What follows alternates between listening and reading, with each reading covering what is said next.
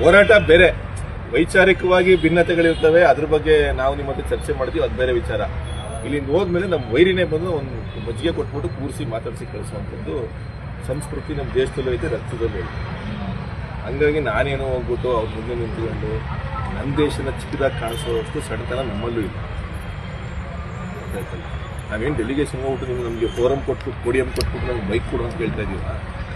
ಅಲ್ಲಿ ಯಾರೋ ಒಂದು ಇಬ್ಬರು ಮೂರು ಪ್ರಮುಖರು ಅಂತ ಇದ್ದೇ ಇರ್ತಾರೆ, ಅವ್ರನ್ನೇ ಕರ್ಕೊಬಂದು ಒಂದು ರೂಮಲ್ಲಿ ಕೂರಿಸಿ ನಮಗೆ ಒಂದು ಇಬ್ಬರು ಮೂರು ಕರ್ಕೋಗಿ ನೀವು ಬಂದು ಕೂತ್ಕೊಳ್ಳಿ, ನನ್ನ ಕನ್ಸ್ಟೆನ್ಸ್ ಏನು ಅನ್ನೋದು ಅವ್ರಿಗಲ್ಲಿ ಮಾಹಿತಿ ಕೊಡ್ತೀನಿ. ನೋಡಿ ಸರ್, ನಮ್ಗೆ ಇಷ್ಟು ಭಯಗಳಿದಾವೆ.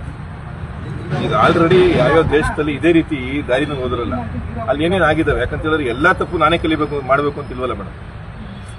ಅಂದ್ರೆ ಈಗ ನಿಮ್ಮ ಇಲಾಖೆಯಲ್ಲೇ ಎಲ್ಲೋ ಒಂದೇನೋ ಒಂದು ಇನ್ಸಿಡೆಂಟ್ ಆಗಿರೋದನ್ನ ನಮ್ದು ಇಲ್ಲಿ ಆಯ್ತು ಅಂತ ತಕ್ಷಣ ನೀವು ಮೋಡ್ ಆಫ್ ಅಪ್ರೆಂಟಿಸ್ ನ ಇಲ್ಲಿ ಚೆಕ್ ಮಾಡಕ್ ಶುರು ಮಾಡ್ತೀರಾ. ಇದಕ್ಕೇನಾದ್ರು ಸಾಮ್ಯತೆಗಳಿದಾವ, ಅದೇ ತರ ಇಲ್ಲೂ ಆಗ್ತಾ ಇದಾವ ಅಂತ ಚೆಕ್ ಮಾಡಕ್ ಶುರು ಮಾಡ್ತೀರಲ್ವ ಮೇಡಮ್. ಅದೇ ರೀತಿ ನಾವು ಬೇರೆಯವ್ರ ತಪ್ಪುಗಳಿಂದ ಪಾಠ ಕಲಿಬೇಕು. ಸೊ ಹಂಗಾಗಿ ಒಂದಷ್ಟು ತಪ್ಪುಗಳು ನಡೆದಿದ್ದಾವೆ ಪ್ರಪಂಚದಲ್ಲಿ, ಇದೇನು ಮೊದಲನೇ ಸರಿಯಲ್ಲ, ನಡೆದಿದ್ದಾವೆ. ನಮ್ಗೆ ಆ ಭಯ ಇದಾವೆ, ಆತಂಕಗಳಿದಾವೆ, ಅದನ್ನ ಅವ್ರಿಗೆ ತಿಳಿಸ್ತೀವಿ. ನೀವೇ ಕರ್ಕೊಬರ್ರಿಯಪ್ಪ, ನಾವ್ ಏನಾರ ಅಲ್ಲಿ ಒಂಚೂರು ಜೋರಾಗಿ ಮಾತಾಡ್ಬಿಟ್ರೆ ನೀವು ನಮ್ಮ ಬಾಯಿ ಮುಚ್ಚಿಸಿ ಎತ್ಕೊಂಡ್ಬಿಡ್ರಿ ನಮ್ನ ಅಲ್ಲಿಂದ. ನಮ್ಗೆ ಅದು ತೊಂದರೆ ಇಲ್ಲ, ನಮ್ದು ಇಷ್ಟೇ ವಿಚಾರ ಇರೋದು. ನಮ್ಗೊಂದಷ್ಟು ಭಯಗಳಿವೆ, ಆತಂಕಗಳಿದಾವೆ. ಅಲ್ಲಿ ಯಾರೋ ಒಬ್ಬರನ್ನ ಕರ್ಕೊಬನ್ನಿ, ಬೇಡ ಅವ್ರನ್ನ ಕರ್ಕೊಬಂದು ನಿಮ್ಮ ಜೀಪಲ್ಲೇ ಕೂರಿಸಿ ನಾವು ಜೀಪಲ್ಲೇ ಕೂತ್ಕೋತೀವಿ, ಅಲ್ಲೇ ಮಾತಾಡ್ತೀವಿ.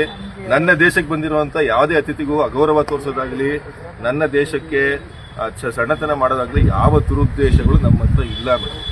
ಇದ್ರ ಬಗ್ಗೆ ತುಂಬಾ ಸ್ಪಷ್ಟವಾಗಿ ಹೇಳ್ತಾ ಇದೀವಿ. ನನಗೆ ಅರ್ಥ ಆಯ್ತು. ಈಗ ಮಿನಿಟ್ ಟು ಮಿನಿಟ್ ಪ್ರೋಗ್ರಾಮ್ ಅದಕ್ಕೆ ಫಿಕ್ಸ್ ಆಗಿದೆ. ಆಯ್ತು, ಅದು ಸೆಂಟ್ರಲ್ ಇಂದ ಆಗಿರ್ತಕ್ಕಂಥದ್ದು, ನಮ್ಮ ಕೈಯಲ್ಲಿ ಇಲ್ಲ. ಅಲ್ಲಿಂದ ಪ್ರೋಗ್ರಾಮ್ ಫಿಕ್ಸ್ ಆಗಿ ಬಂದಿದೆ, ಅದನ್ನ ನಾವು ಚೇಂಜ್ ಮಾಡ್ಲಿಕ್ಕೆ ಬರೋದು. ಆಯ್ತು, ಬೇಡ ಈಗ